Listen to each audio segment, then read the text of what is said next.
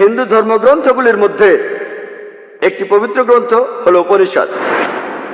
ছান্দোগ্য উপনিষদে উল্লেখ করা আছে 6 নম্বর অধ্যায় 2য় পরিচ্ছেদের 1ম অনুচ্ছেদে বলা হয়েছে एकम एविदित्यम।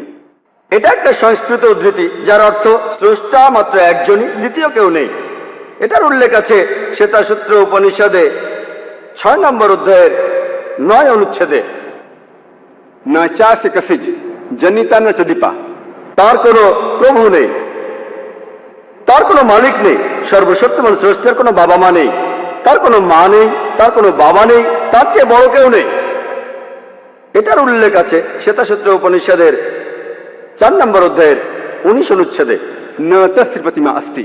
যার অর্থ স্রষ্টার কোনো প্রতিকৃতি নেই, সর্বশক্তিমান স্রষ্টার কোনো প্রতিমূর্তি নেই।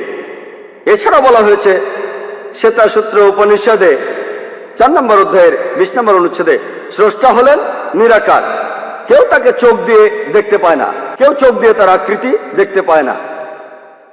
আর হিন্দু ধর্মগ্রন্থগুলির মধ্যে সবচেয়ে জনপ্রিয় হল ভগবদ গীতা। এটার উল্লেখ আছে ভগবদ গীতায় 7 নম্বর অধ্যায়ের 20 নম্বর অনুচ্ছেদে। সেই সব লোক যাদের বিচার বুদ্ধি কেড়ে নিয়েছে জাগতিক আকাঙ্ক্ষা, তারা অপদেবতার উপাসনা করে। ভগবদ গীতা 7 নম্বর অধ্যায় 20 অনুচ্ছেদে বলছে যে সব জড়বাদী লোকেরা তারা অপদেবতার উপাসনা করে আর মূর্তি পূজা করে। হিন্দু ধর্মগ্রন্থগুলির মধ্যে সবচেয়ে পবিত্র হল বেদ। যজুর্বেদে উল্লেখ আছে 32 নম্বর অধ্যায়ের 3 নম্বর অনুচ্ছেদে, न तस्य प्रतिमा अस्ति।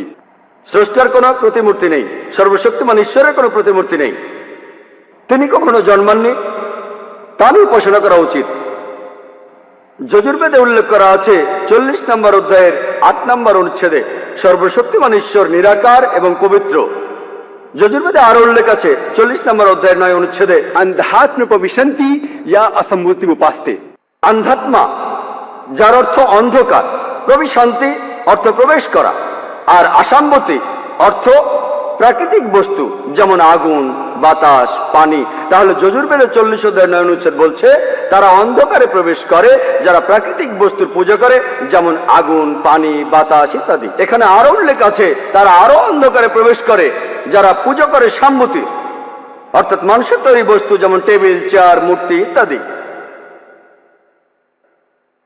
এছাড়াও উল্লেখ আছে অথর্ববেদে 20 নম্বর গ্রন্থ 58 নম্বর অনুচ্ছেদের 3য় পরিচ্ছেদে, देव महा असि। সৃষ্টিকর্তা হলেন সুমহান। আর বেদগুলির মধ্যে সবচেয়ে পবিত্র হল ঋগ্বেদ। ঋগ্বেদে উল্লেখ করা আছে 1 নম্বর গ্রন্থ 164 নম্বর অনুচ্ছেদের 46 নম্বর পরিচ্ছেদে, एकम सत विप्र बहुधा वेदांते। সত্য একটাই, স্রষ্টা একজনই।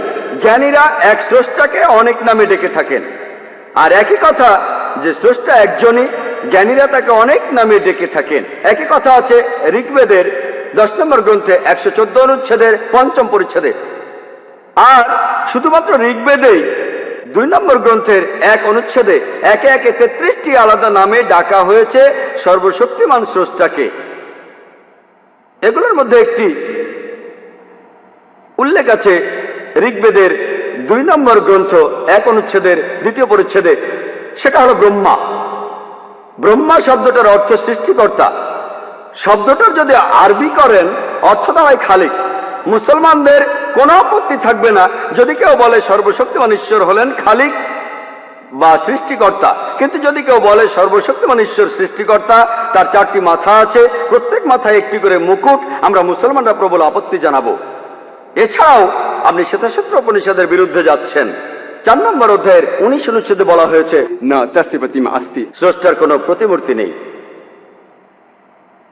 অন্য আরেকটি নামে ডাকা হয়েছে ঋগ্বেদের 2য় গ্রন্থ 1ম অনুচ্ছেদের 3য় পরিচ্ছেদে, সেটা হলো বিষ্ণু।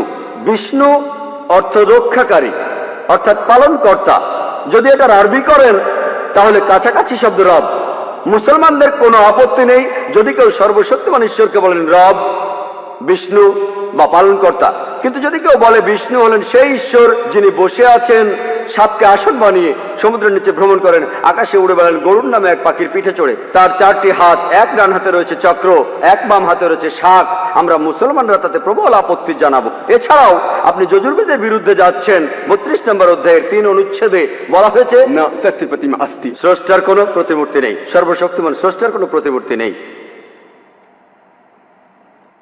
এছাড়া উল্লেখ আছে ঋগ্বেদের 8 নম্বর গ্রন্থ প্রথম অনুচ্ছেদের প্রথম পরিচ্ছেদে, मां चदनदी संसद। শুধু তার বন্দনা করো, শুধুমাত্র তাকেই উপাসনা করা উচিত। ঋগ্বেদে উল্লেখ আছে 6 নম্বর গ্রন্থ 45 নম্বর অনুচ্ছেদের 16 পরিচ্ছেদে, या एक इतमुष्टि ही। শুধু তার বন্দনা করো, শুধুমাত্র তাকেই উপাসনা করা উচিত।